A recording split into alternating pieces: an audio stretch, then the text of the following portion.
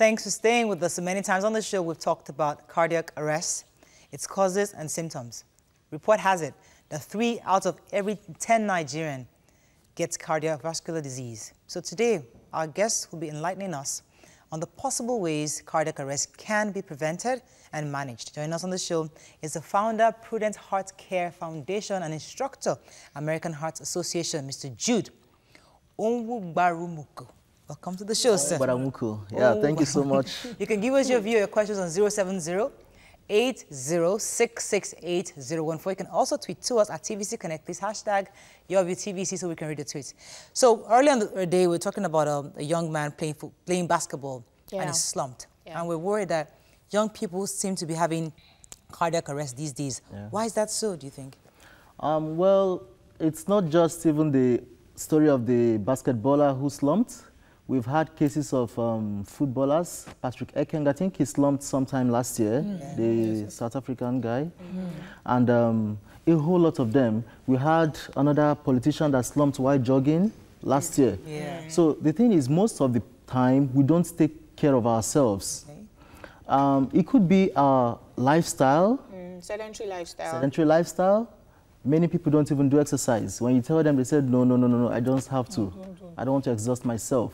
So, oftentimes, it is our lifestyle that actually affects this. We see people who are physically fit. The footballer is said, he's fit. The basketball, they are fit. These are people who exercise every day. So, they also fall and slump. So, why are you not forcing people like us to go and exercise? There was one woman that was exercising. She was slim. It's inside the aerobics district that she slumped. Exactly. So, obviously, that hasn't helped anyone. Exercise is not just the only factor. It's just one of the factors. Okay. What about smoking? Now you see our youth these days, they even indulge in smoking shisha. Yeah. Shisha is even worse than the cigarette. Smoking cigarette. Yes. Yeah. So when one takes shisha, for instance, the person takes about 50 to 120 puffs.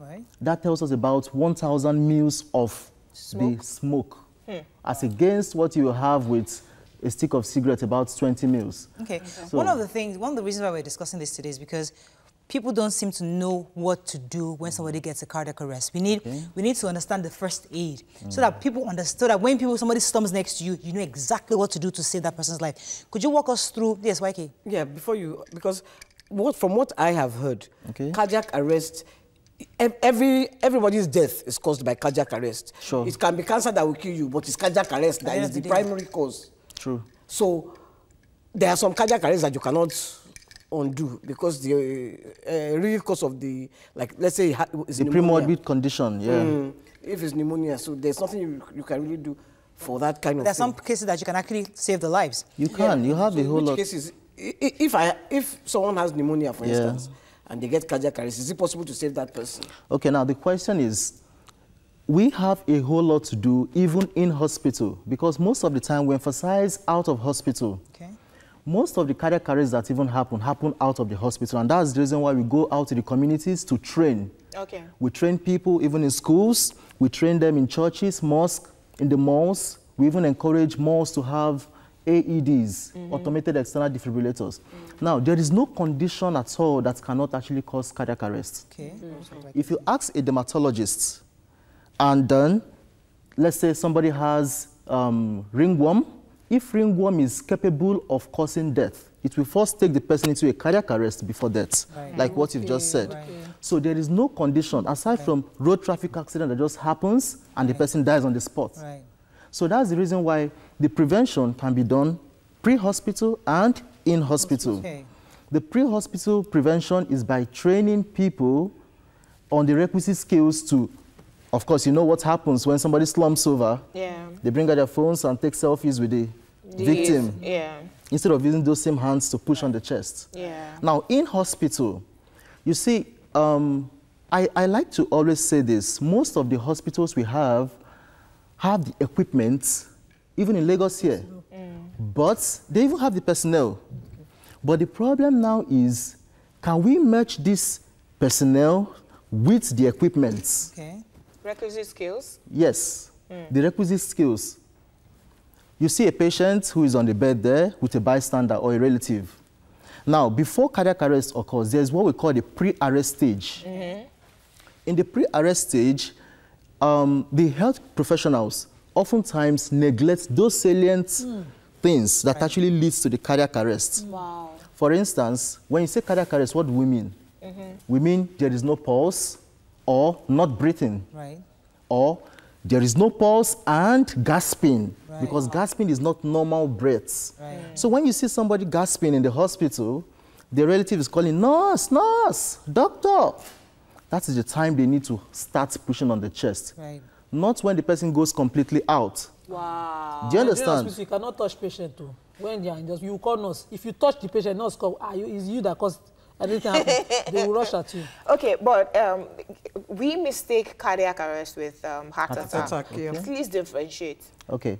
Now, a heart attack is a sudden chest pain that results from cessation of blood supply to a particular vessel of the heart. Yeah. Okay. The heart vessels are very minute.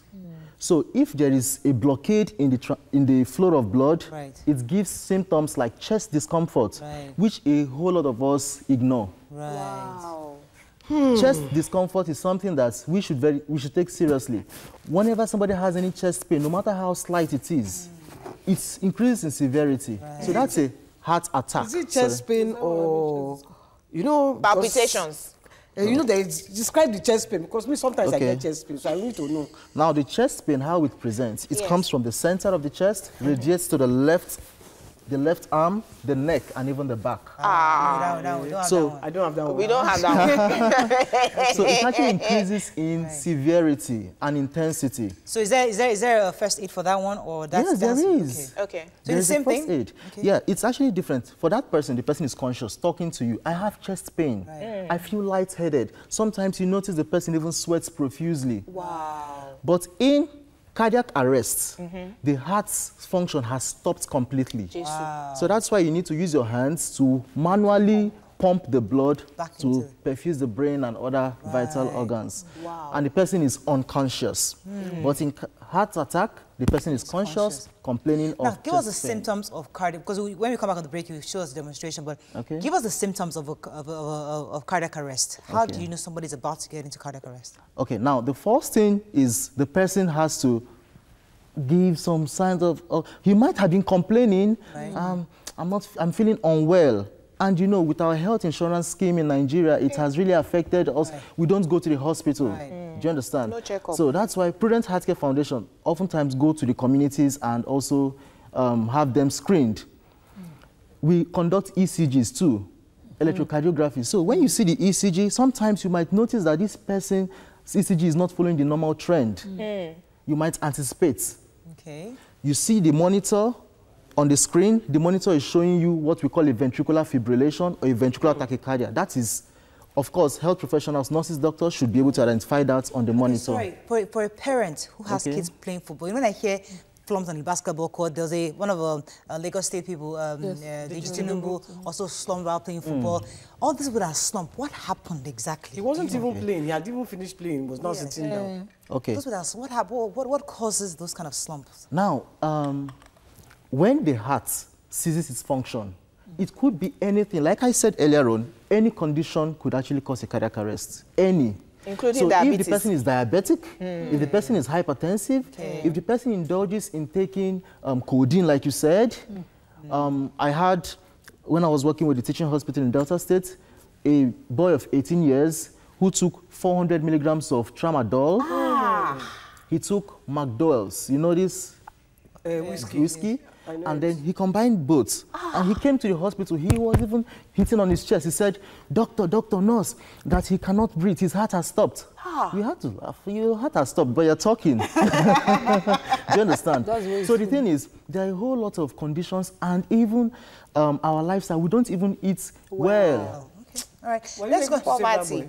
Yeah, we did. We saved Let's him. go on a break. When we come back, you show us how, because what's most important for us is to know what to do once somebody slumps. What's the first thing to do? But when I hear slumped on the basketball court, there was one of Lagos State people, Deji Tinubu, also slumped while playing football. All this would have slumped. What happened exactly? He wasn't even playing. He had even finished playing. He was not sitting down. Okay. What happened? What causes those kind of slumps? Now, when the heart ceases its function, it could be anything. Like I said earlier on, any condition could actually cause a cardiac arrest. Any. Including so diabetes. if the person is diabetic, if the person is hypertensive, if the person indulges in taking codeine, like you said, I had, when I was working with the teaching hospital in Delta State, a boy of 18 years who took 400 milligrams of tramadol. He took McDowell's, you know this? Whiskey. And then he combined both. And he came to the hospital. He was even hitting on his chest. He said, doctor, nurse, that he cannot breathe. His heart has stopped. We had to laugh. Your heart has stopped, but you're talking. Do you understand? So the thing is, there are a whole lot of conditions and even our lifestyle. We don't even eat well. Okay. All right. Let's go. Poverty. Yeah, we did. We saved Let's him. go on a break. When we come back, you show us how, because what's most important for us is to know what to do once somebody slumps. What's the first thing to do? When we come back, we'll continue. Stay with us. We'll be right back.